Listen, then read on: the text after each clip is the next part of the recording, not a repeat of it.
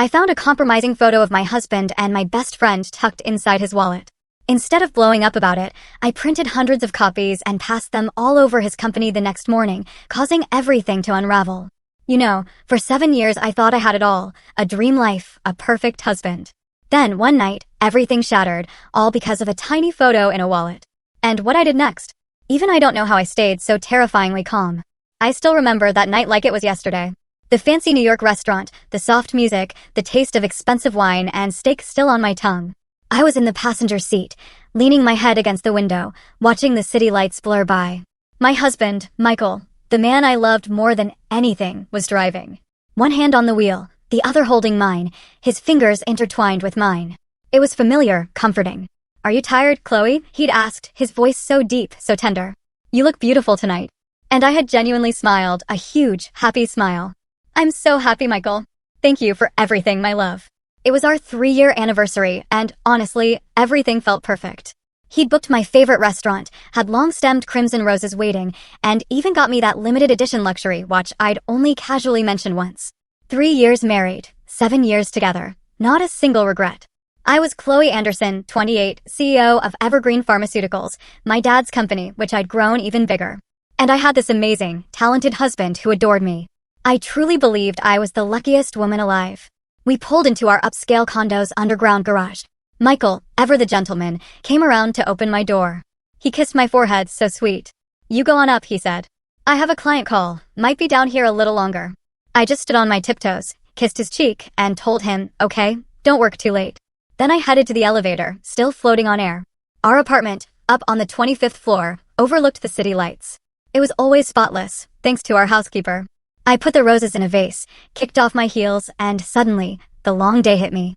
I was heading for a shower when thirst struck. As I passed the sofa, I spotted it, Michael's leather wallet, just sitting there on the table. He must have forgotten it in his rush to take that call. I picked it up, intending to put it in his drawer. I'd given him that wallet last year for his birthday. And then, a strange thought popped into my head. Had I ever actually looked inside my husband's wallet? Not once. I trusted him completely. I believed in respecting each other's privacy. But that night, for some reason, a childish curiosity sparked inside me. Maybe it was the wine, maybe it was just a woman's intuition. I actually laughed at myself. What would be in there? Cash, credit cards, his driver's license, probably a photo of me, right? I sank onto the sofa and slowly opened it. Just as I thought, platinum credit cards, a stack of $100 bills. I flipped to the compartment for documents, his driver's license, his Evergreen Pharmaceuticals ID, and then my heart just stopped cold. Tucked neatly behind his license was a small, carefully hidden photo. But it wasn't a photo of me. My entire body went numb. The photo was a Polaroid, giving it this weirdly nostalgic, yet utterly gut-wrenching feel. Michael was in some unfamiliar hotel room, shirtless, showing off that muscular body I used to adore. He was smiling, a truly radiant, happy smile. And nestled in his arms, her head resting on his bare chest, was a woman. That woman was also smiling, a flirty, possessive kind of smile. She was wearing some flimsy nightgown, her long hair spilling over his shoulder. And that face, oh God, that face. There was no mistaking it. It was Jessica Davis. My best friend. My whole world just shattered. My ears buzzed, drowning out the gentle music playing in the apartment. Everything blurred, leaving only the sharp, agonizing smiles of those two people, twisting like a knife in my heart. Jessica Davis. The friend who'd helped me through tough college years, the person I trusted so much I made her head of R&D at my company. The one I confided in about everything, my joys, my sorrows, even the most intimate secrets between Michael and me. A sharp, searing pain shot through my chest. A wave of nausea rose in my throat, and I clamped a hand over my mouth, desperate to keep any sob from escaping. Why? Why them? My most beloved husband and my most trusted friend. How long had this been going on? What had they been doing behind my back? Michael's business trips. Jessica's busy schedule, and excuses for not hanging out. All the scattered pieces suddenly clicked, forming this disgusting, sickening picture of betrayal. I looked at the photo again. They looked so happy, so perfect together. Michael's smile with her, it was a smile I hadn't seen directed at me in a very long time. Had his love for me died ages ago, leaving only a hollow pretense? And in their eyes, maybe I was just a pitiful fool, a stepping stone for their ambition, for money and power. A hot tear rolled down my cheek, then 2, then 3. But that was it. The shock and extreme pain quickly subsided, replaced by this chilling, icy calm that enveloped my entire being. I didn't scream. Didn't throw things. Didn't even cry anymore. Tears felt like a luxury I couldn't afford, completely useless. I just sat there, staring at that photo, wanting to burn their faces, their betrayal, into my very soul. Then, calmly, I pulled out my phone and took several pictures of the photo from different angles, making sure they were perfectly clear. After that, I carefully put the photo back exactly where I found it in the wallet and placed the wallet back on the table without the slightest deviation. I stood up, walked into the bathroom, filled the tub with icy cold water, and submerged myself. The bone-chilling cold made my mind razor-sharp. Confront them? Make a scene? Only to get fake apologies, empty promises, and then they'd just resume their affair even more carefully, even more secretly. No, this Chloe wouldn't do anything so foolish. I wouldn't give them a chance to deny or a chance to prepare. They had made me a fool. Now, I would show them how terrifying this fool could be when truly angered. I stepped out, dried myself, and looked in the mirror. The woman staring back had red-rimmed eyes, yes, but her gaze was sharp, like a knife. I wouldn't divorce him immediately. I wouldn't let them get what they wanted so easily. I would make them pay a very, very high price. A price they would never, ever forget. I walked back to the living room and grabbed my car keys. It was almost 1 a.m., but I knew of a 24/7 copy and print shop. Tomorrow morning, when the sun rose, when Michael and Jessica were still dreaming of their beautiful future built on lies, they would receive a surprise gift. Tomorrow morning, there would be a sudden downpour at Evergreen Pharmaceuticals. Not of water, but of the cruelest, most humiliating truth. My story had only just begun. If you want to know what I did next, if you want to join me on this journey for justice, please subscribe to Echoes of the Past and turn on notifications so you don't miss the next part. My car sped through the night, leaving behind the luxurious condo I once thought of as my home. The city at this hour was deserted. The streetlights reflected in my car window like unshed tears. But I wasn't crying. My heart was cold, hardened like a block of ice. In my mind, there was only one clear, sharp goal. The print shop was on a small side street, brightly lit, humming with activity. The air inside was thick with the scent of ink and the steady whir of machines. The sleepy young employee looked at me with a hint of surprise, an elegantly dressed woman appearing at 2 a.m. "What can I print for you, ma'am?" he asked. I didn't say much. Just handed him my phone. The photo was clear on the screen, my husband's happy face, my best friend's. "Print this for me," I said, my voice steady, in color on the best photo paper. 500 copies. His eyes widened. He looked at me, then at the picture.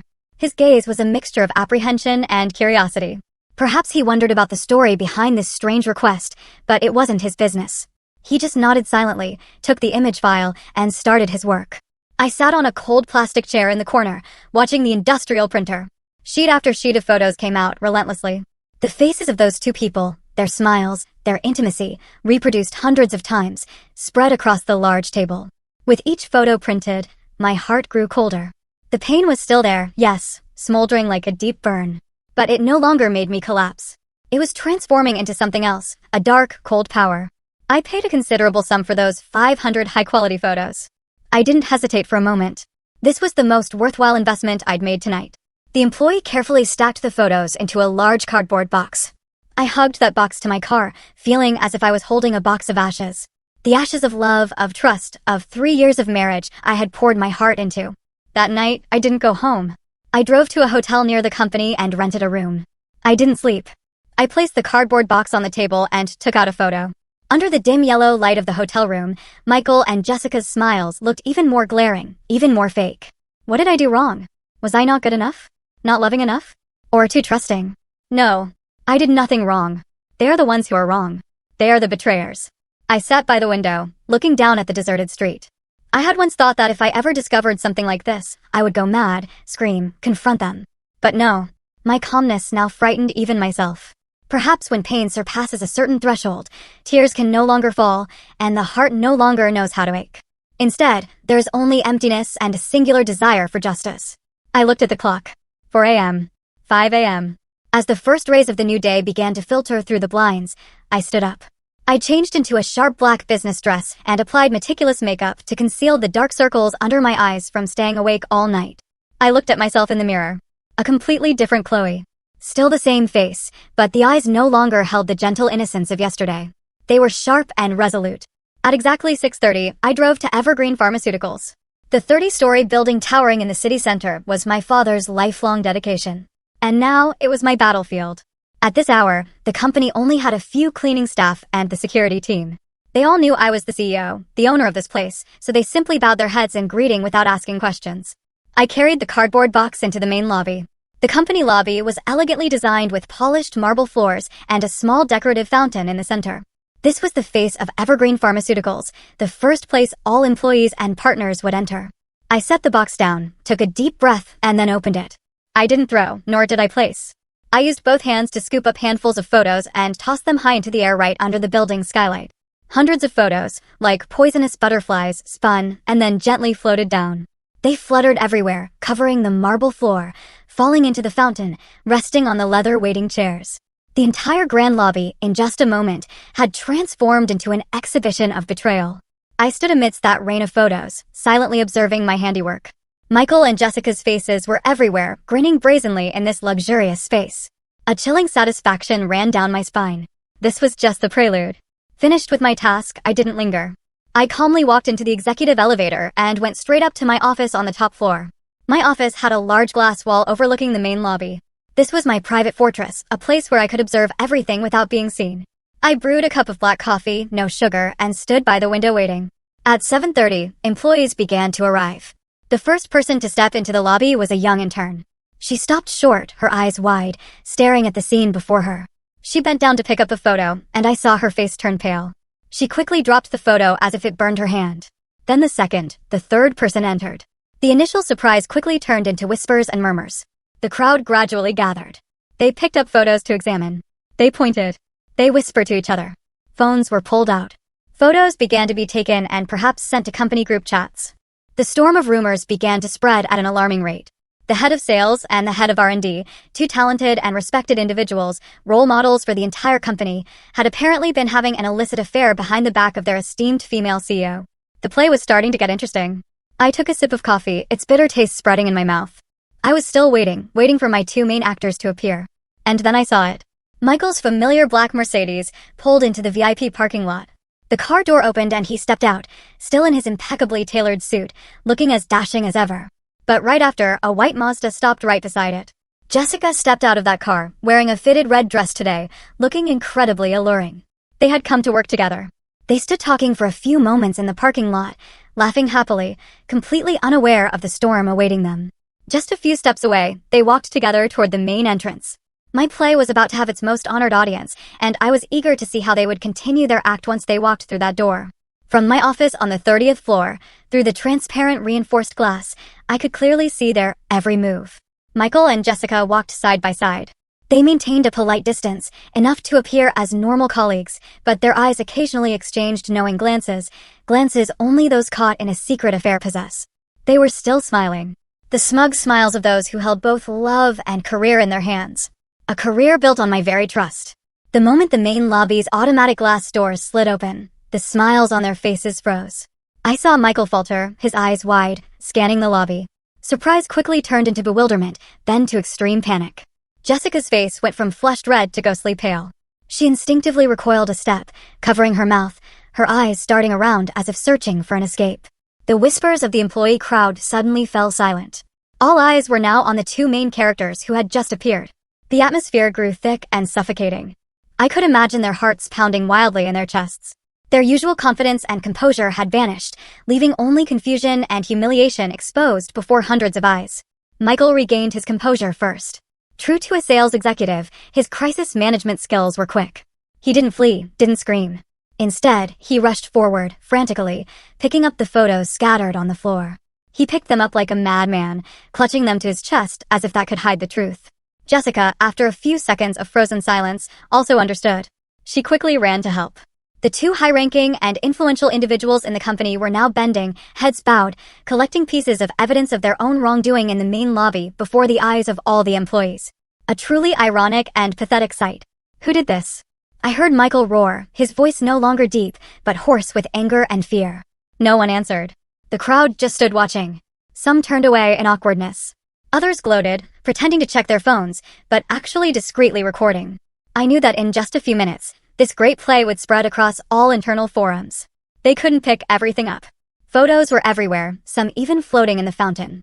Jessica seemed unable to bear it anymore. She slumped to the floor, covering her face with her hands, sobbing uncontrollably, her tears belated and fake. Michael looked at her, then at the surrounding crowd, and a decisive glint appeared in his eyes. He pulled Jessica to her feet, leaned close to her ear, and whispered something. I guessed he was instructing her on how to continue her act. And then he lifted his head, looked directly at the crowd, and spoke, trying to regain his composure. Everyone, please calm down. This is just a misunderstanding. Someone is intentionally trying to harm us to tarnish the company's reputation. I demand that everyone return to their workstations immediately. No gossiping, no spreading these images. Anyone who violates this will face severe disciplinary action. His words still carried weight. The employees began to disperse, though curious glances and whispers didn't cease. At that moment, I decided it was time for me to appear. The executive elevator door slowly opened. I stepped out, still in my black dress, my face devoid of emotion. My appearance halted all activity in the lobby once again. Everyone, including Michael and Jessica, turned to look at me. For a moment, my eyes met Michael's. In his eyes, I saw extreme panic, guilt, and even a plea. He mouthed something, trying to speak, but no words came out. I didn't look at him, nor did I look at Jessica. I just slowly walked forward, my gaze sweeping over the photos still scattered on the floor. I bent down and picked one up. The photo was very clear, very beautiful. I looked at it for a long moment, then raised my head to look at Michael. What? What is this, Michael? My voice was trembling weak. The words, "What is this?" sounded like they were about to shatter. And then I did something no one could have expected. I slowly crumpled. The photo slipped from my hand. My entire body went limp, falling forward. Chloe! Michael's panicked shout rang out. He rushed forward, just managing to catch me before I hit the cold marble floor. He held me in his arms, calling my name in genuine panic. Chloe, wake up. Don't scare me. I closed my eyes tightly, letting my body go completely limp in his arms. My play had officially begun with me in the role of a pathetic wife, shocked into unconsciousness upon discovering the cruel truth. The crowd stirred once again, this time with worried gasps. The CEO fainted. Call an ambulance. Michael scooped me up. The strength of fear made him act quickly. He didn't call an ambulance. He knew that calling an ambulance would only make things more public. He carried me, running straight towards the executive elevator, shouting to the crowd, "Everyone clear the way. I'll take her to the resting room." Jessica stood there, frozen, watching us, her face pale, full of guilt and fear. Perhaps in her heart, there was still a shred of friendship for me. Or perhaps she was just scared for her own future. I lay in Michael's arms, feeling his heart pounding wildly. I subtly opened my eyes and saw his face very close, a face contorted with worry. Was he worried about me or about his career? In the elevator, he kept calling my name, gently slapping my cheeks. Chloe, wake up, please. It's not what you think. I kept my eyes closed. I wanted to see how he would continue his act when it was just the two of us. The elevator doors opened on the 30th floor. He carried me through the hallway, pushed open my office door, and gently placed me on the plush sofa. I knew the real confrontation, the play within a play, was about to begin, and I was ready for my performance of a lifetime. I felt myself being gently placed on the familiar sofa. The scent of high-end leather and a faint lemongrass essential oil hung in the air. These things I had chosen to create a relaxing workspace now felt suffocating. I kept my eyes tightly shut, my eyelashes trembling slightly, playing the role of a woman just regaining consciousness after a shock. I heard Michael's hurried footsteps, the clinking of cups and saucers. A moment later, a cool towel was gently placed on my forehead. Chloe, you're awake? Drink some warm water. His voice was anxious and full of feigned regret. I slowly opened my eyes, my gaze hazy and unfocused. I looked at him, then around the room as if still trying to comprehend what had happened. Michael, what? What happened? I don't remember anything. Michael let out a sigh of relief. Perhaps he thought the shock had made me temporarily forget everything. He quickly helped me sit up, bringing the glass of water to my lips. It's nothing, honey. Your blood pressure just dropped and you fainted. You've probably been working too hard lately. He was trying to cover up the truth. A blatant lie. I took a small sip of water and then my eyes inadvertently landed on a photo still lying on the floor near my desk. The photo I had intentionally let fall from my hand when I fainted. Memories seemed to flood back. My face turned pale. I pointed at the photo, my voice trembling. That photo. Michael started, following my gaze, his face turning pale. He knew he couldn't hide it anymore. The second act of the play began. He quickly knelt beside the sofa, taking my hands. His usually handsome and refined face was now contorted with pain and remorse. Chloe, I'm sorry. I'm so sorry. It's not what you think. Please, let me explain. I remained silent, just looking at him, my eyes filled with tears, full of hurt and confusion. I wanted to see what kind of story he would invent. It was her. It was Jessica who set me up, he said, his voice full of indignation. That day, the company had a party, and I drank a little too much. She said there was an important matter about a new project we needed to discuss, so she took me to her hotel room. I was too drunk to know anything. When I woke up, it was too late. This photo was also taken by her secretly to blackmail me. She was jealous of our happiness. She wanted to destroy our family. A perfect story. He was the victim. A pitiful husband entrapped by a conniving, manipulative female colleague. All the blame was placed on Jessica. And he, out of immense love for his wife, fearing I would be hurt, had silently endured it alone. So noble, so admirable. If it were the Chloe of yesterday, I might have believed him. But the Chloe of today only found it laughable. His acting was truly superb, no less than any Oscar-winning actor. I looked at him, tears beginning to stream down my cheeks. Really? Is that true, Michael? Why? Why would Jessica do that to me? I sobbed, burying my head in his shoulder. My portrayal of a pitiful, gullible wife was also quite good. Michael, seeing that I seemed to believe him, quickly hugged me tighter, his voice becoming even more earnest. It's my fault. It's all my fault. Don't blame yourself. I was just afraid you'd worry and it would affect your health. I intended to resolve things with her completely before telling you. I never imagined she would be so despicable. Chloe, can you forgive me? I swear I only love you. You are the only one in my life. He uttered sweet vows, words that would soften any woman's heart. I continued to cry, my shoulders shaking in his arms. But in that buried face, no one could see how cold my eyes were. His lie had a few cracks. If Jessica used that photo to blackmail him, why would he keep it so carefully in his wallet? He should have destroyed it. And if he was too drunk to know anything, why was his smile in the photo so radiant and happy?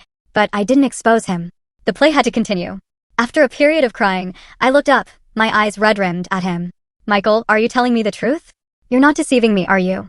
I swear. I swear on my life. Then what about Jessica? How am I supposed to face her? You don't have to do anything, Michael said, his voice hardening. I'll handle her tomorrow. I'll make her resign and get out of this company. I won't let her have another chance to hurt you. He spoke with conviction. Resign so quickly? My intuition told me something was wrong. But I didn't ask further. I just nodded, leaning on his shoulder. Then that's good. I don't want to see her again. Don't worry. From now on, no one will be able to come between us. He tightened his embrace. That night, Michael stayed late at the office with me. He was incredibly attentive, taking care of my every need. The new Mont Blanc pen was prominently clipped to his suit jacket pocket. Occasionally, he would take it out, admire it, and sign a few sample words.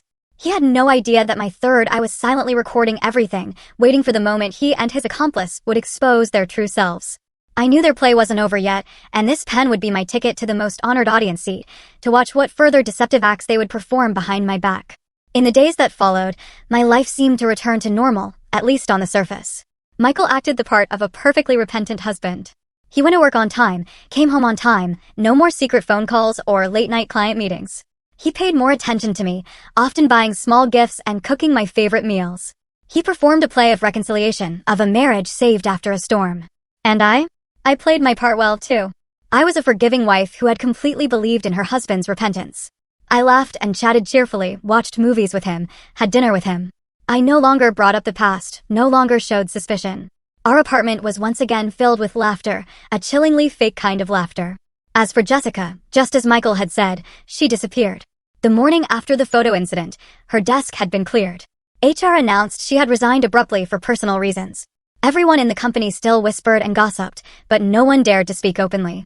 They only looked at me with a mixture of pity and a hint of awe. They thought I, the female CEO, had swiftly dealt with the other woman. They had no idea I was merely an unwilling audience member. But I didn't believe things were that simple. Someone as intelligent and ambitious as Jessica wouldn't easily give up her head of R&D position, a position she had worked so hard to achieve, just because of a love scandal. And Michael, if he genuinely wanted to break it off, could have fired her immediately without needing her to voluntarily resign. This silent departure felt more like a calculated retreat than a punishment. The Mont Blanc pen still sat prominently clipped to Michael's jacket pocket every day. He loved it, treating it as a symbol of power and also of my forgiveness. He had no idea it was acting like a loyal spy, silently recording every sound, every conversation he had. 3 days. I had waited patiently for 3 days. I knew I couldn't retrieve the pen too soon. It would arouse suspicion. I had to wait for the perfect moment. And the opportunity came on the evening of the 3rd day. Michael said he had an important client meeting at a golf club. He came home, showered, changed into sportswear, and then rushed out. But in his haste, he left his suit jacket with the pen clipped inside on the sofa. I waited until the sound of his car had completely faded before I hurried to it. My heart pounded. I tremblingly pulled out the pen and plugged it into my laptop via a special cable. An audio folder appeared containing dozens of recordings named by date and time. I put on my headphones, took a deep breath, and clicked on the first recording made right after I had given him the pen. Initially, it was just ambient sounds, rustling papers, the click of a keyboard. Then I heard his office door open. "You can come in now." Michael's voice. "Aren't you going to close the door? Do you want everyone to know?" A female voice, familiar and heartbreaking, replied. It was Jessica. So, she hadn't resigned. She was still secretly meeting my husband right at the company. "Don't worry, no one dares to come up to the 30th floor at this hour." Michael's voice held a hint of annoyance. "Have you caused enough trouble? Do you know how much trouble I went through to appease that old woman?" "Do you? That old woman?" He was calling me that. "Caused trouble." Jessica's voice became sharp. "Michael, that's rich coming from you. Who was careless enough to leave that photo in their wallet? Do you know how much I've been humiliated because of this? Now everyone in the company looks at me like a vixen. How can I even show my face at work?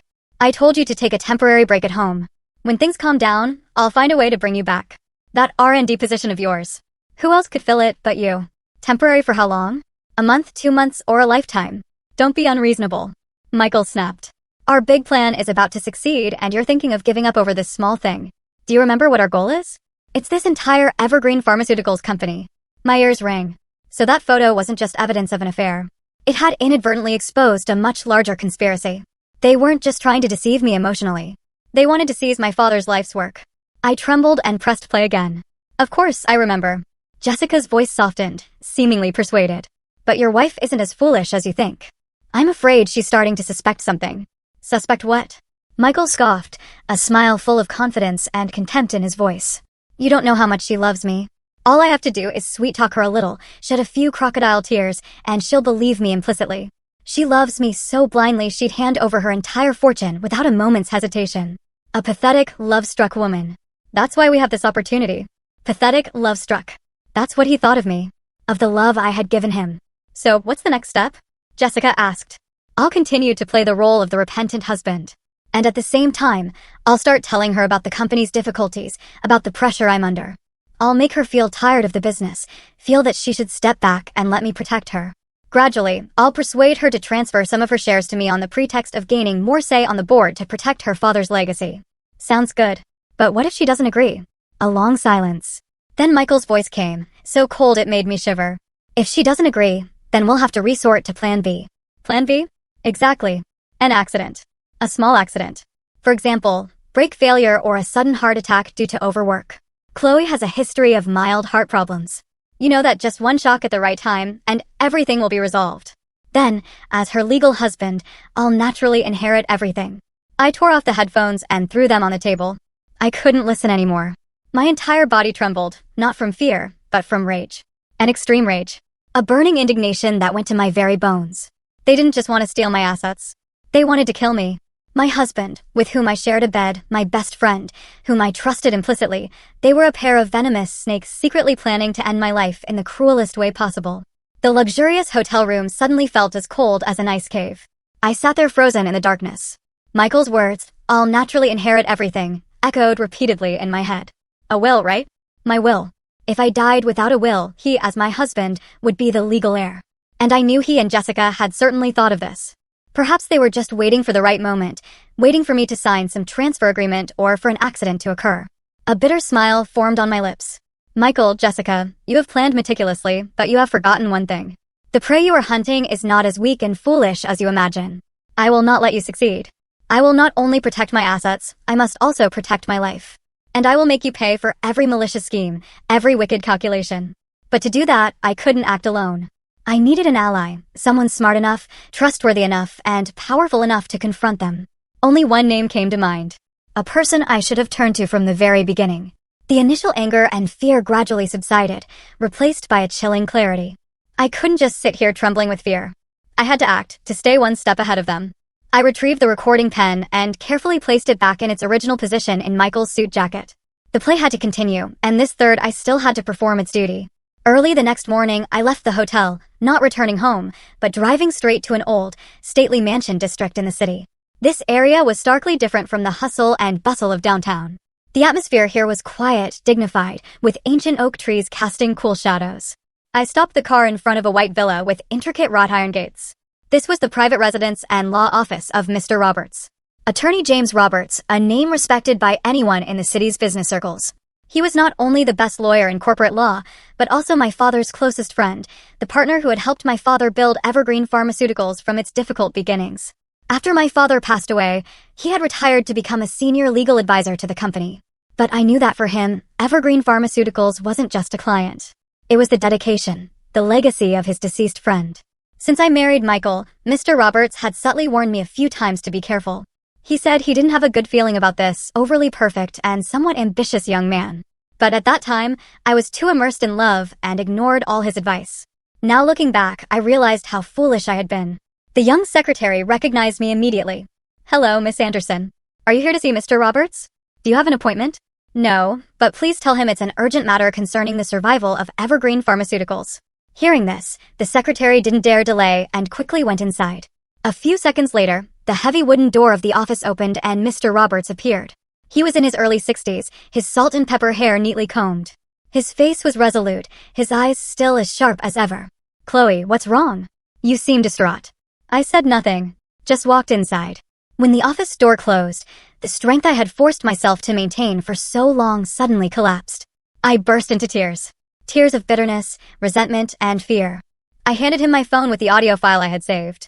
Mr. Roberts silently put on the headphones. His face grew sterner with each passing moment. His bushy eyebrows furrowed, his hands clenched into fists on the table. When the recording ended, he took off the headphones. The air in the room felt thick.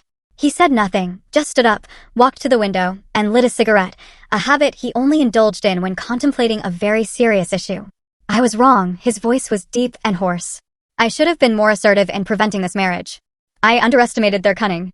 He turned to look at me, his eyes no longer reproachful, but filled with sorrow and a burning anger. "Chloe, don't be afraid. As long as I'm alive, no one will be able to touch you or steal Evergreen Pharmaceuticals. I promise you. And I promise my departed friend." His words were like a sedative, calming my turbulent soul. For the first time since discovering the truth, I felt I was not alone. I had a solid support system. Now, the first thing we need to do, he extinguished his cigarette and returned to his desk, his seasoned lawyer's demeanor back in place, is to neutralize their ace in the hole. Your will. Exactly. Under the law, if something unfortunate were to happen to you without a will, your primary legal heir would be your husband, Michael Johnson. That's why they want to act. We must create a new will immediately. He explained that we would draft a new will. It would stipulate that in the event of my untimely demise, all my assets and shares in Evergreen Pharmaceuticals would be transferred to a charitable foundation managed by him, not to Michael. This will would be legally notarized and a copy kept at the law firm. Most importantly, he emphasized, we must find a way for Michael to accidentally learn about the existence of this will. When he realizes that, even if you die, he won't get a single dime. His accident plan will become meaningless. He'll have to switch to plan A, trying to trick you into transferring your shares. I nodded, understanding his intention. This was a strategy to cut off their escape route, eliminating their motive for murder. Once your life is safe, we'll begin our counterattack. Mr. Roberts looked at me, a sharp glint in his eyes. You said they want to trick you into signing share transfer documents, right? Good. We'll use their own trap against them, turning it into their downfall. A bold and intricate plan began to unfold. I would continue to play the role of the love-struck, vulnerable wife, appearing increasingly disheartened by the business. I would accidentally let Michael see the new will, lying that it was my father's dying wish, that I was doing it to protect his legacy. This would further convince Michael that I was naive and easily manipulated. Then when he makes his demand for share transfers, I will agree, but with conditions set by us. In this chess game, we won't just be defending. We will be actively attacking, Mr. Roberts concluded, his voice full of confidence. You only need to do one thing. Play your role perfectly. I'll handle everything else. Leaving Mr. Roberts' office, my heart felt firm again. The fear had vanished, replaced by determination and a hint of eagerness for the coming confrontation. Michael, Jessica, you have chosen the wrong opponent. In this play, I will not only be an actress, I will be the director, the one who decides the ending for everyone.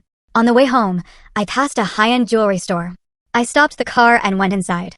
I needed a few props to make my play even more realistic. Michael and Jessica, you like to see, don't you? All right, I'll show you what true acting artistry looks like. Friends, a counterplan has been drawn. A battle of wits is about to begin. Can Chloe play the role of a naive, love-struck wife perfectly? Will Michael and Jessica easily fall into the trap? This battle will have many unexpected twists. If you are also eagerly awaiting the upcoming confrontation, please share this video with your friends and family. Your sharing will be a warning to the deceitful and invaluable encouragement for stories of justice like this to be known more widely. The next day, I returned to the office with a completely different demeanor. Gone was the sharp black business dress of the day before. I chose an elegant cream-colored shift dress with light makeup and naturally flowing hair. I wanted to project the image of a woman who had found peace after the storm, a wife who had completely forgiven and trusted her husband. Stepping into the company, I smiled and greeted everyone, a gentle and somewhat weary smile. As I passed Jessica's old office, where someone else now sat, I deliberately paused for a moment, my eyes holding a fleeting look of distant sadness. I wanted everyone to see that I was still affected by my best friend's betrayal, that I was a deeply emotional person. Michael saw me arrive and he quickly rushed out to greet me, his face full of concern. "You're here? Why didn't you stay home another day to fully recover?" "I'm fine. Being alone at home is too sad," I replied, my voice weak. "Besides, there's so much work at the company. I can't leave everything to you." Throughout that day, I deliberately appeared distracted and unfocused in my work. I repeatedly called Michael into my office, asking him about trivial matters, things I could have easily decided on my own in a heartbeat before. I wanted him to see that I was gradually losing my sharpness, that I was beginning to depend on him. At lunchtime, I asked my secretary to order a lavish meal from a French restaurant, saying I wanted to celebrate that the storm had passed. During the meal in my office, I proactively poured wine for him. "Michael," I said, my eyes dreamily looking at him. "What happened really scared me. I realized that work, money, nothing is as important as my family. I just want a peaceful life with you by my side." "That's enough." Michael's face lit up with joy upon hearing this. He took my hand, his voice full of emotion. "Chloe, I think so too. You've worked too hard. You should be living like a queen, protected and cherished by me." "But Evergreen Pharmaceuticals is my father's life's work," I said, my voice a little hesitant. "I can't just abandon it." "Of course not," he quickly said, as if afraid I'd change my mind. "I didn't mean that. What I meant is you can keep your position as CEO, but leave the headaches, the complex internal and external affairs to me. You just need to do what you enjoy." "Really, Michael?" I looked up at him, my eyes sparkling with hope. "You won't mind." "Mind what?" "Taking care of my wife is my responsibility." He smiled, a smile I knew was full of calculation. My plan had begun to work. The greedy fish was slowly swimming closer to the tempting bait. A few days later, I took the next step. I accidentally left a file on my desk when I went out for lunch with a client. The file contained a copy of the new will that Mr. Roberts and I had prepared along with some documents related to the charitable foundation. I knew for sure that with his suspicious and curious nature, Michael wouldn't pass up the opportunity to secretly look. And just as I predicted, when I returned, I noticed the file had been moved a few centimeters from its original position. A very small detail, but enough for me to know he had seen it. That evening when we got home, he was very attentive, but I could sense a restlessness, a worry hidden behind his eyes. During dinner, he casually asked, "Chloe, I've noticed you've been reading a lot about charitable foundations lately." I pretended to be surprised. "How did you know?" "Oh, I just saw it on your desk," he quickly said. "Do you have any plans?" I sighed, putting a piece of food in his bowl. "It's nothing much, Michael. It's just that after everything that happened, I've been thinking a lot. My father, before he passed away, told me that if I ever felt tired and didn't want to carry the burden of Evergreen Pharmaceuticals anymore, I should donate most of my assets to charity as a way to accumulate good karma for him. I've also drawn up a will according to his wishes." My words were like a bucket of cold water poured over Michael's face. I saw his hand holding his chopsticks pause for a moment. "A will? Why? Why so suddenly?" "It's nothing, Michael," I smiled lightly. "Just a precaution. People say life and death are unpredictable. It's better to be prepared. Besides, I trust you. I know you'll always be by my side to take care of me. But I can't go against my father's dying wish." My explanation was both innocent and logical, leaving him no room for suspicion. But I knew his heart was turning. Plan B. His accident plan had completely failed. Now if anything happened to me, he wouldn't get a dime. My entire fortune would flow into the charitable foundation. He remained silent, his face pensive. He was thinking, recalculating his plan, and I knew he had only one path left, to accelerate Plan A, to trick me into signing the share transfer papers while I was still alive. That night, I retrieved the recording pen. The content inside was even more dramatic than the last time. I heard him calling Jessica, his voice full of irritation and urgency. "Things have changed. She made a will.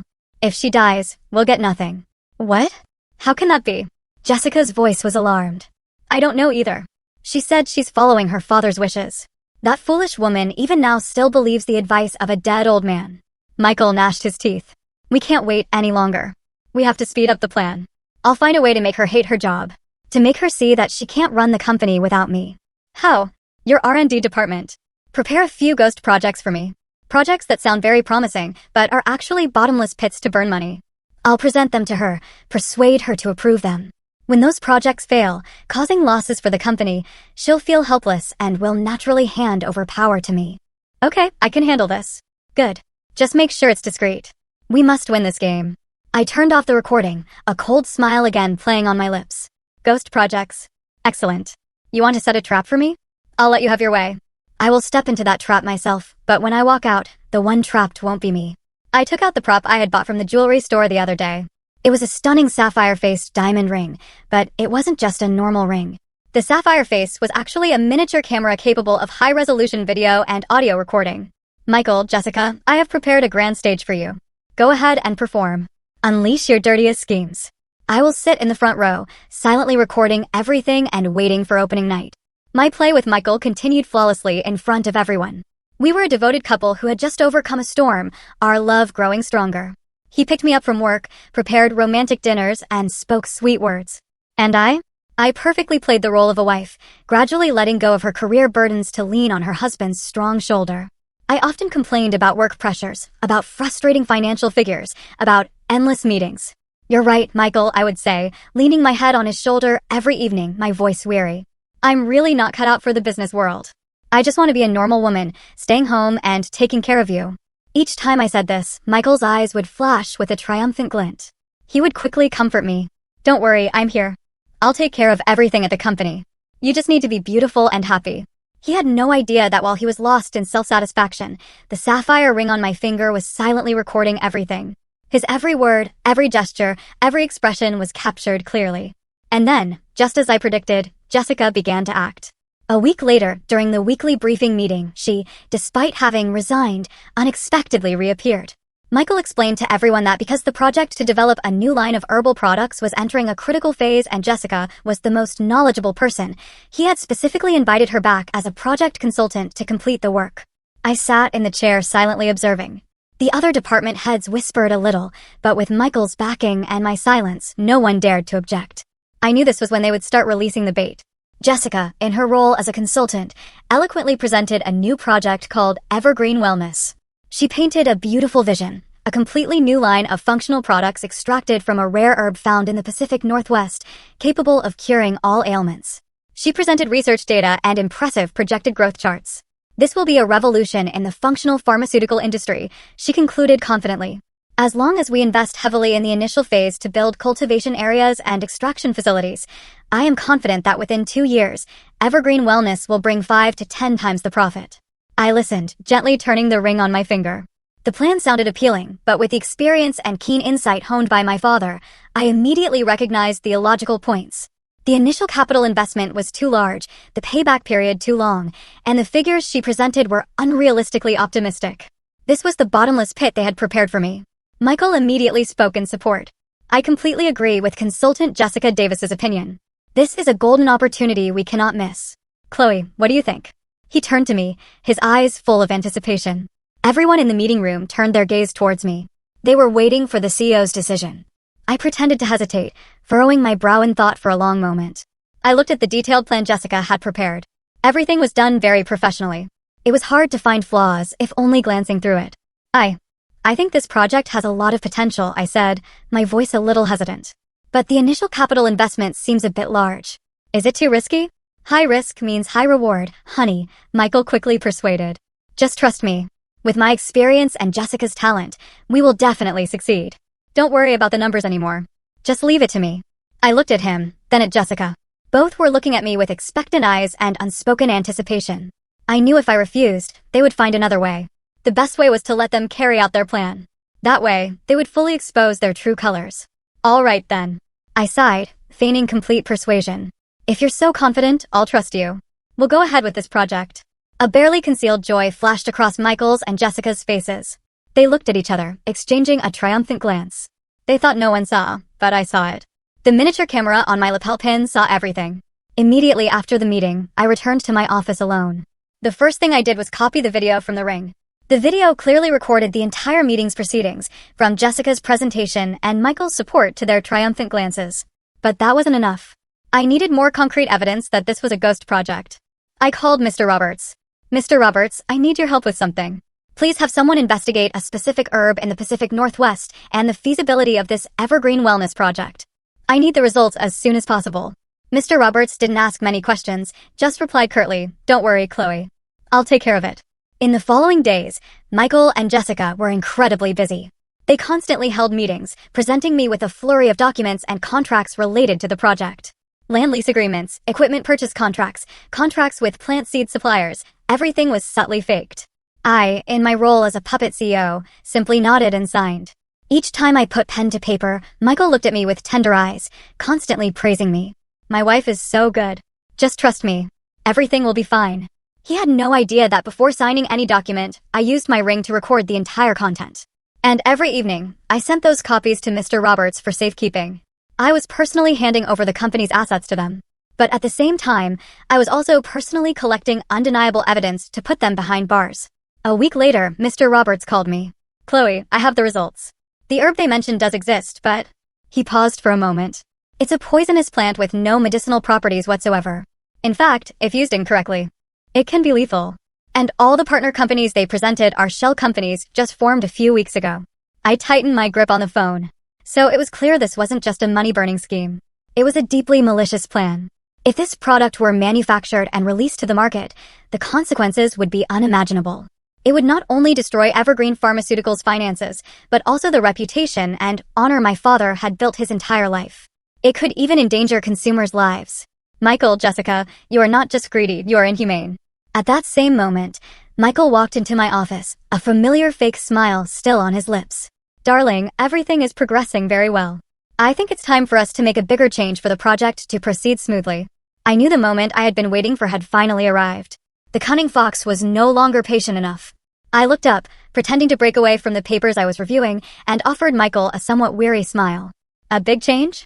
What do you mean?" He walked over, came behind my chair, and placed his hands on my shoulders, beginning his affectionate massage. His fingers glided over my shoulders, a gesture I used to crave, but now it only filled me with disgust. "You see," he began, his voice deep and persuasive, "the Evergreen Wellness Project is a strategic project. It will determine the future of Evergreen Pharmaceuticals. But currently, there are some issues arising." "What issues, Michael?" I asked, feigning concern. "A few board members, especially the conservative ones aligned with Mr. Roberts.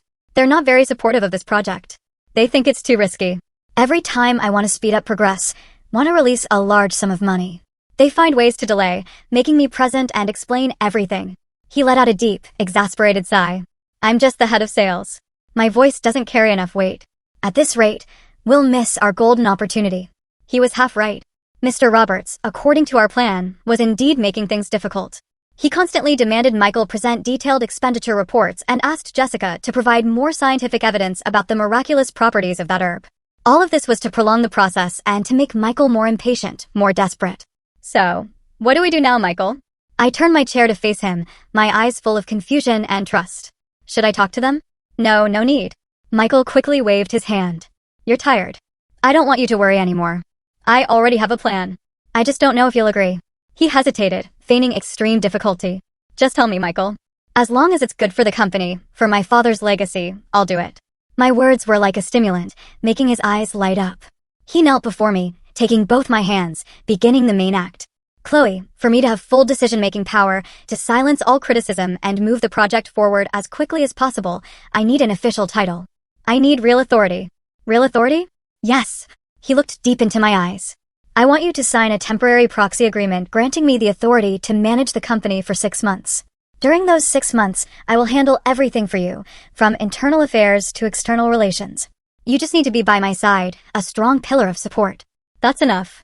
"After 6 months, when the project is on track, I promise I'll return everything to you.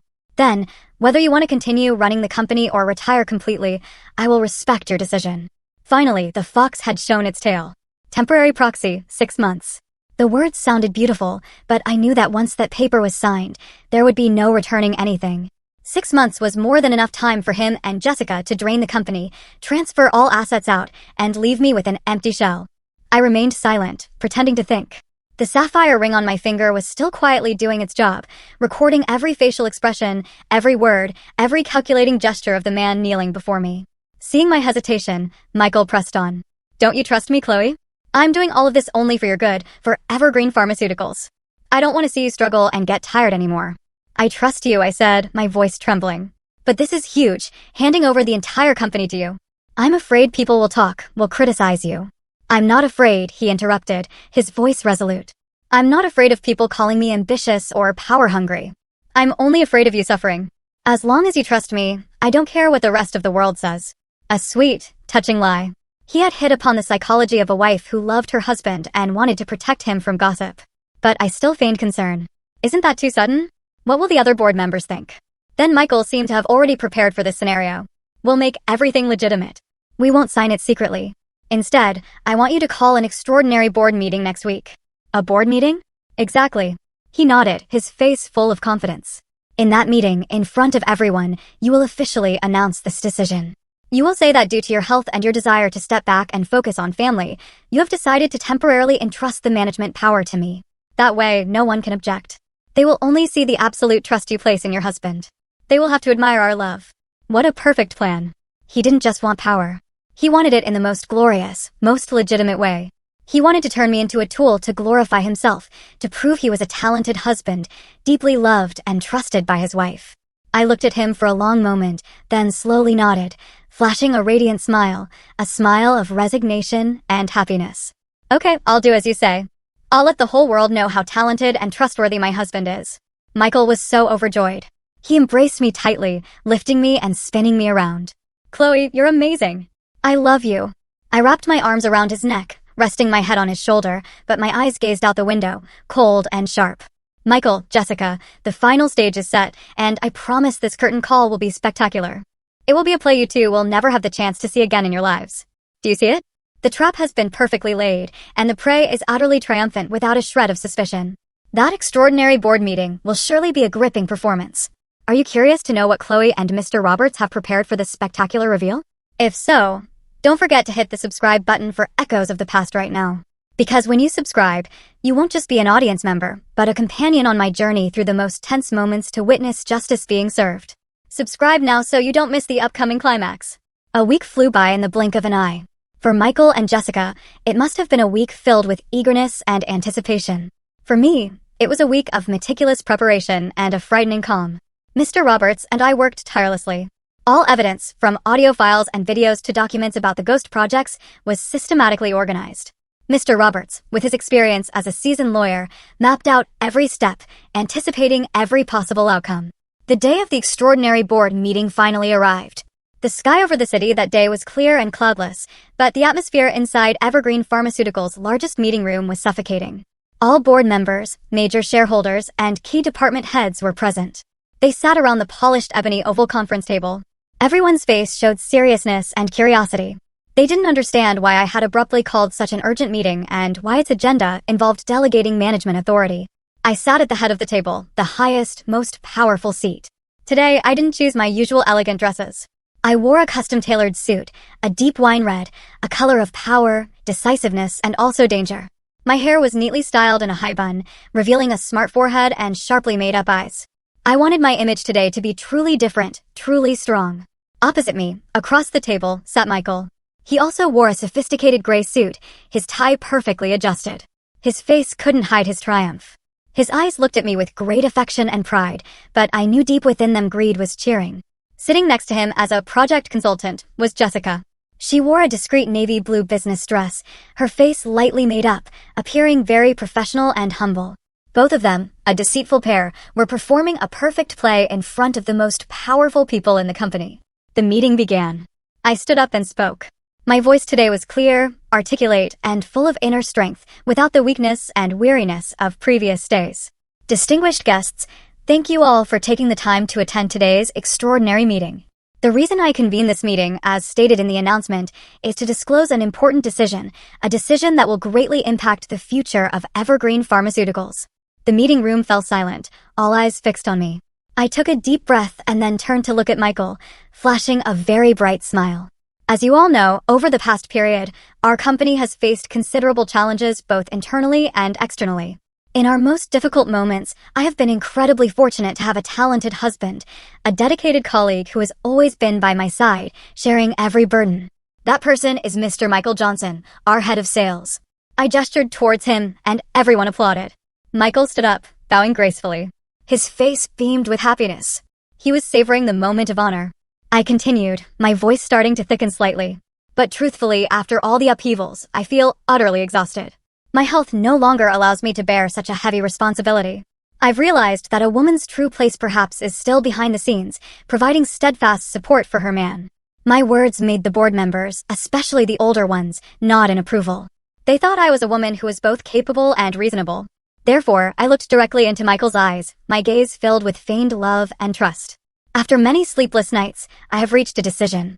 Today, in front of everyone present, I, Chloe Anderson, CEO of Evergreen Pharmaceuticals, hereby officially and temporarily delegate full management authority of the entire company to my husband, Mr. Michael Johnson, for a period of 6 months.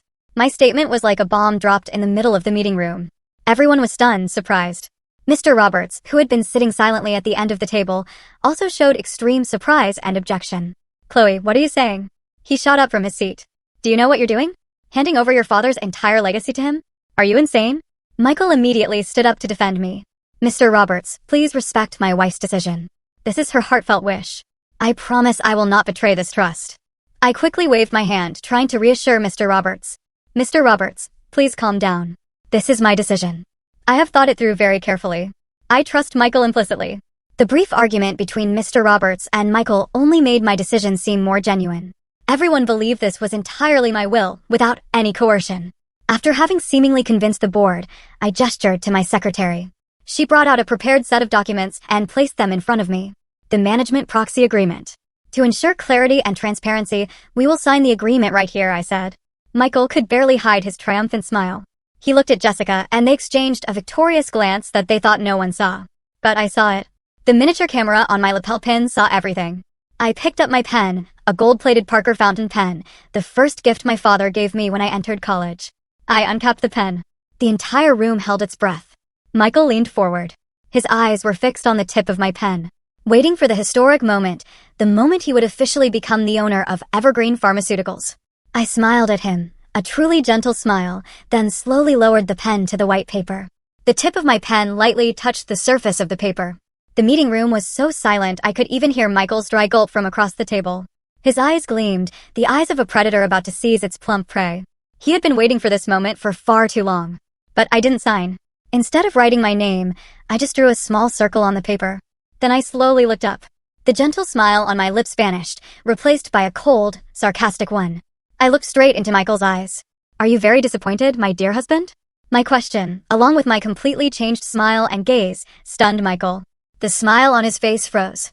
He looked at me, then down at the contract, his face clearly bewildered. Chloe, what are you talking about? Not just him. Everyone in the meeting room was bewildered. They didn't understand what was happening. My play had changed too abruptly. I didn't answer him. I simply and leisurely capped the pen, placed it on the table, and then signaled to Mr. Roberts.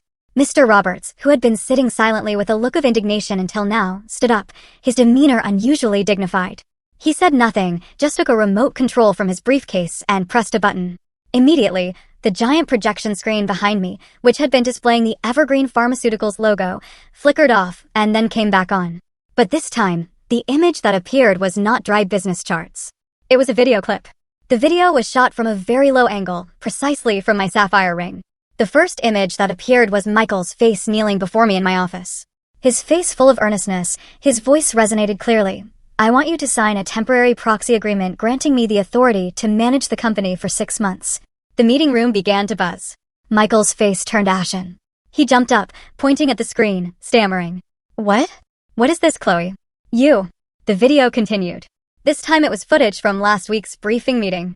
Jessica was eloquently presenting the Evergreen Wellness Project, followed by Michael's enthusiastic support. And then the triumphant glances they exchanged, thinking I had fallen into their trap. Where is this from? Why are these videos playing? An elderly shareholder spoke, his voice full of astonishment. I stood up, arms crossed, my voice cold and resolute, echoing through the meeting room. Distinguished guests, this is what has truly been happening behind our backs. This is the true face of the husband I trusted implicitly and his highly talented project consultant. Michael and Jessica were completely frozen now, their faces utterly bloodless. They looked at me as if I were a monster. But the best act is yet to come. Perhaps you think these are just internal conflicts, typical power grabs, I said, my voice full of sarcasm. But no, the truth is far more horrifying. I signaled to Mr. Roberts again. An audio file was played. This time it was the sound from the Mont Blanc pen. We can't wait any longer. We have to speed up the plan. I'll find a way to make her hate her job. Michael's and Jessica's voices discussing creating ghost projects to drain the company echoed clearly. If she doesn't agree, then we'll have to resort to Plan B. Plan B, exactly. An accident. A small accident. For example, brake failure or a sudden heart attack. At this, the meeting room erupted. Everyone stood up. Shouts and furious curses directed at Michael and Jessica. They couldn't believe that the people they had always respected could conceal such a cruel and inhuman conspiracy. Slander. It's all slander. The audio is edited. Michael shouted in desperation, trying to deny his guilt. Edited. Mr. Roberts finally spoke. His voice carrying the authority of a legal professional, Mr. Johnson.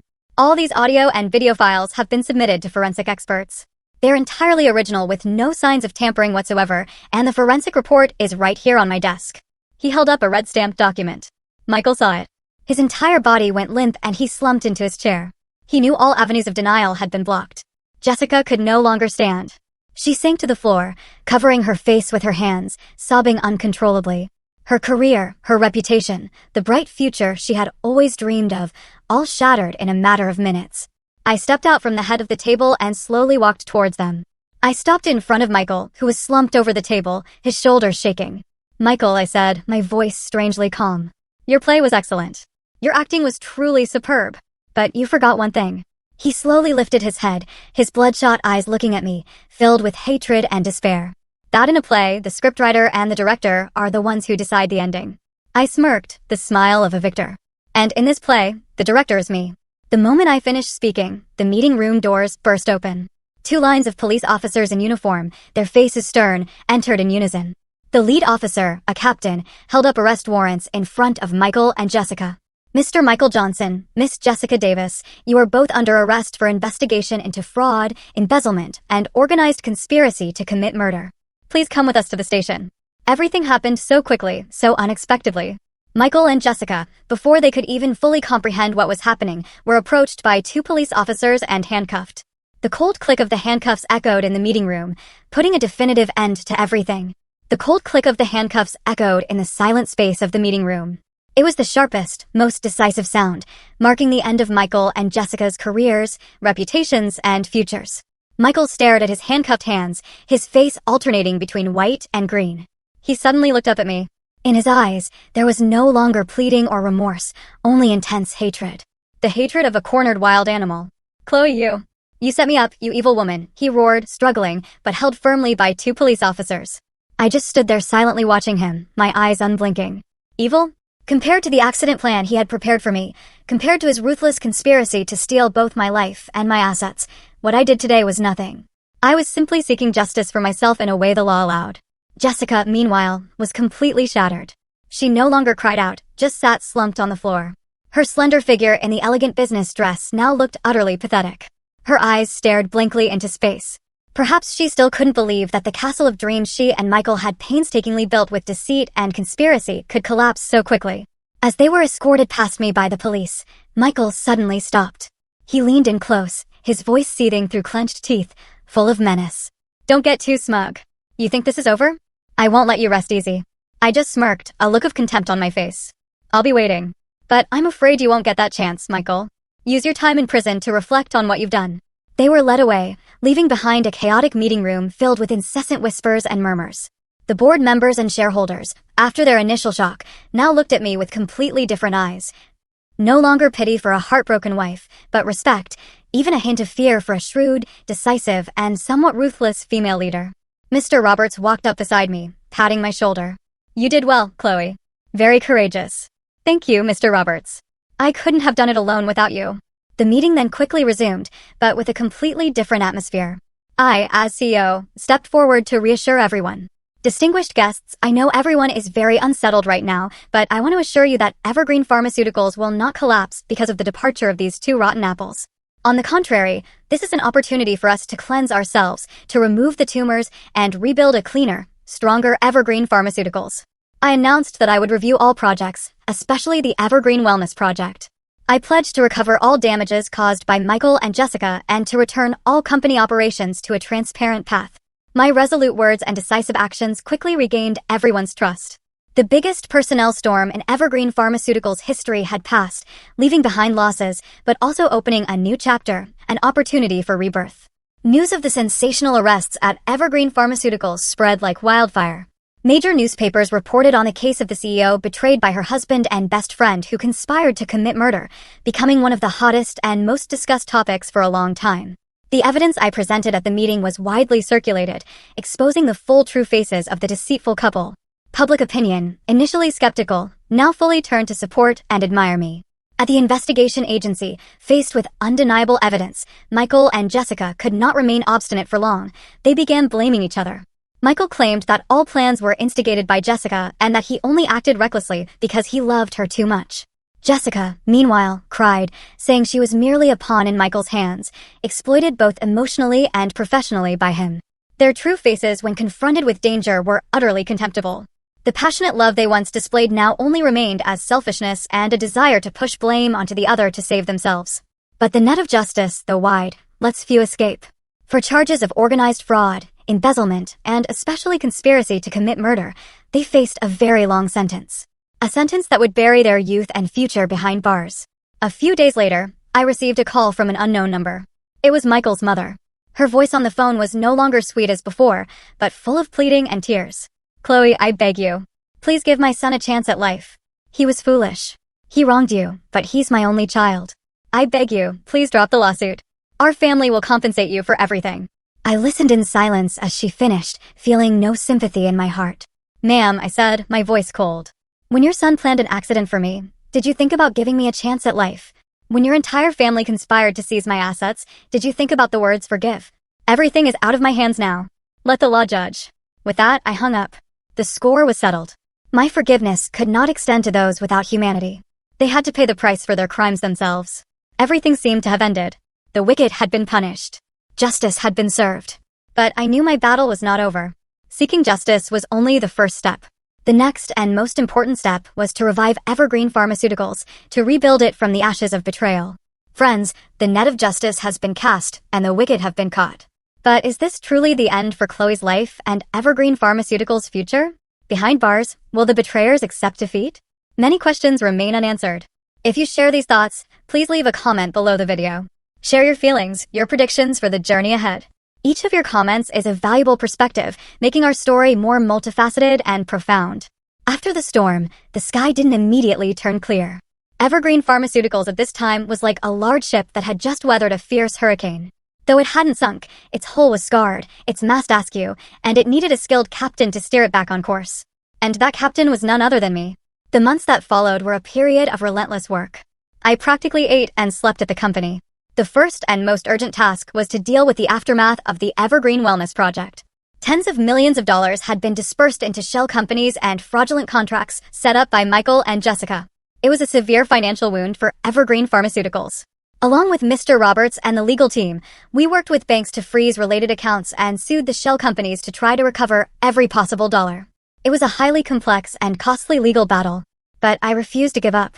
Every dollar recovered was not just financially significant. It was a reaffirmation of justice. In addition, I had to face a crisis of confidence from within the company itself. The incident involving Michael and Jessica, two senior executives, had caused a great shock. Employees were confused and worried about the company's future and their own. Rumors and suspicions began to spread. I decided to hold a direct dialogue with all employees, an unprecedented event at Evergreen Pharmaceuticals. I stood before hundreds of people, not as a distant CEO, but as a colleague, a captain facing a storm. I didn't hide the difficulties. I spoke truthfully about the losses the company was suffering, about the challenges we were about to face. But I also spoke about my belief, my determination to revive this ship. "I know many of you are worried," I said, my voice echoing through the auditorium. "But I want you to look at me. I who was once deceived, betrayed by the very people I trusted most, am still standing here. I did not fall, and Evergreen Pharmaceuticals will not fall. Evergreen Pharmaceuticals is my father's life's work and the second home for all of us. This home is hurting, and it needs us, all of us, to work together to repair and rebuild it. I cannot do it alone. I need your trust, your unity, and the effort of each and every one of you." My sincere words seemed to touch everyone's hearts. The initial silence was replaced by applause, timid at first, but then growing louder. I knew I had successfully begun to unite the people of Evergreen Pharmaceuticals. In the time that followed, I made strong reforms. I completely abolished the old R&D department headed by Jessica, a department that had been corrupted into a tool for draining the company.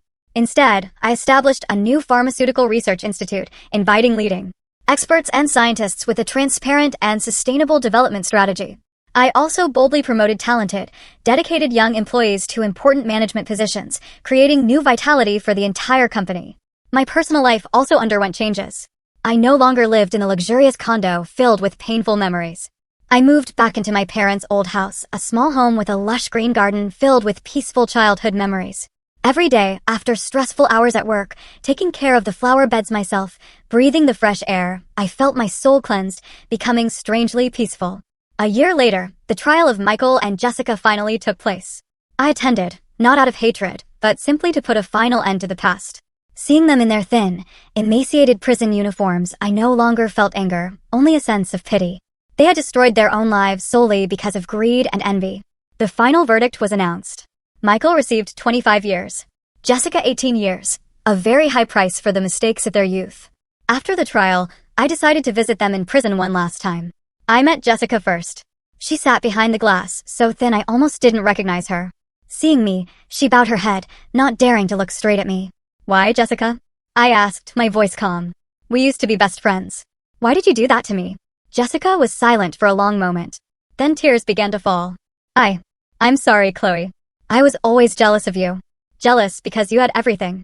A happy family, a wide-open career, and me. I had nothing. When Michael came to me, he showed me such a beautiful future. I was blinded. I sighed. Envy killed our friendship and also killed your future. I'm not here to blame you. I just want to say, rehabilitate well. Your future is still ahead of you. The conversation with Michael was heavier. He didn't cry. Just sat there looking at me with empty eyes. "Do you have anything else to say to me?" He shook his head. "Any apologies now are meaningless. I just want to ask you one question. Did you ever truly love me?" I looked straight into his eyes. "I did. I once loved you with all my heart, and that's precisely why your betrayal hurt me so deeply." He closed his eyes, a belated tear rolling down his hollow cheek. "Thank you for once loving me." I stood up, turned my back, and walked away without looking back once. The past, whether painful or sweet, was truly behind me. From this moment on, his image would no longer be in my heart. I was ready for a rebirth, a new life unburdened. Time flew by. 3 years after the verdict was announced, Evergreen Pharmaceuticals, under my leadership, had completely transformed. From a company on the verge of bankruptcy, Evergreen Pharmaceuticals had risen to become one of the leading pharmaceutical enterprises, renowned for its high-quality products and a transparent, humane corporate culture. I was no longer my father's shadow. I had built my own empire with my own talent and effort. I no longer plunged blindly into work as before. I had learned to balance. I spent more time on myself, on hobbies I had long forgotten. I traveled, read books, learned flower arranging, and participated in social activities. I found joy in simple things. In the stillness of my soul, I also no longer kept my heart tightly closed. I had opened myself up, given myself a chance to meet, to get to know new people. And then I met him. He was an architect, a man 5 years older than me, calm, mature, and with a deep soul. We met at an art exhibition. He wasn't overwhelmed by my fame or wealth. He was drawn to the way I passionately discussed an oil painting, by the look in my eyes. Our love came gently, naturally. He didn't speak flowery words, didn't give expensive gifts. He simply stayed by my side, listened to me share, walked with me in the park, cooked me simple meals. With him, I felt like myself, a normal Chloe, not having to put on a front, not having to be on guard. He knew about my past, about the pain I had experienced. He didn't judge, just silently held me. "You've been so strong," he said. "From now on, let me share your burdens." One late afternoon on a windy beach, he proposed to me. No candles, no flowers, just 2 sincere hearts. The ring he gave me was not a sparkling diamond, but a simple grass ring he had hastily woven himself. But it was the most beautiful ring I had ever seen. And I said yes. Our wedding was held on a flower-filled hill in California's wine country with only family and closest friends. Mr. Roberts, his hair, now completely white, walked me down the aisle, representing my father, and gave my hand to him. In that moment, I cried, tears of complete happiness. My life after marriage has been a series of peaceful days. He is a wonderful husband, always respecting my career and my private space. A year later, we welcomed a healthy baby girl. She has my bright eyes and his warm smile. We named her Hope, hoping she would have a peaceful life and also to remind me of a journey full of storms, but truly memorable. Occasionally, I still hear news of the old acquaintances. Michael's mother passed away from illness not long after her son went to prison. Jessica, I heard, received an early release for good behavior. She changed her name and moved to another city to start her life over. I hope she has truly found peace. As for Michael, he is still in there, paying for his mistakes. I no longer care about them. The past has been a valuable lesson. A chapter turned. My present and future are my warm husband by my side and my sleeping baby daughter in my arms. Tonight, for our 5-year anniversary, he took me back to the restaurant from all those years ago. Still the same melodious music, still a bottle of fine wine, but the woman sitting across from him is no longer the naive, dreamy Chloe of old. I have weathered storms, tasted both sweet and bitter, and realized that happiness is not a perfect destination, but an entire journey. A journey where after every rain we see a rainbow, and after every dark night a new dawn awaits. And my dawn, radiant and warm, is right here.